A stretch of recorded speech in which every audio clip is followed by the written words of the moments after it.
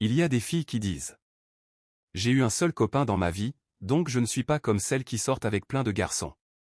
Mais même un seul copain peut créer des problèmes plus tard, surtout si ce n'est pas ton mari. Pourquoi? Parce que chaque homme est différent. Regarde-les dans la rue, certains sont grands, d'autres petits, certains sont costauds, d'autres minces. Maintenant imagine que ton ex était très fort et actif. Ton corps s'est habitué à lui.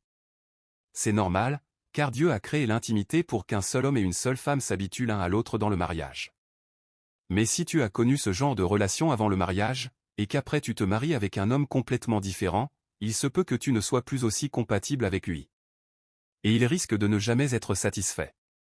Tu as donc donné ce qui était précieux à quelqu'un qui ne t'avait rien promis. Et le plus triste, c'est qu'un copain peut te laisser du jour au lendemain, sans rien te devoir. Tu n'étais pas protégé par un engagement solide. Et biologiquement, c'est souvent la femme qui perd plus que l'homme. On ne dit pas que c'est juste, on dit juste la vérité de la nature. Le corps d'une femme change avec chaque partenaire, celui de l'homme beaucoup moins. Donc même si tu dis « c'était une relation sérieuse », ça ne change rien. Un copain reste un copain, pas un mari.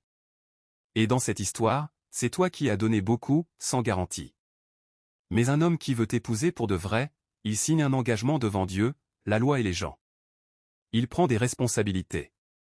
C'est comme quand on achète une voiture ou une maison, on signe des papiers pour éviter les problèmes. C'est pareil pour le mariage. Alors fais-toi respecter.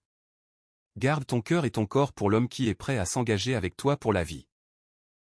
Tu te protèges, tu te respectes, et tu augmentes tes chances de trouver un homme sérieux. Nanis JR Copyright. Ton cœur mérite mieux que des mensonges. Abonne-toi pour apprendre à te préserver.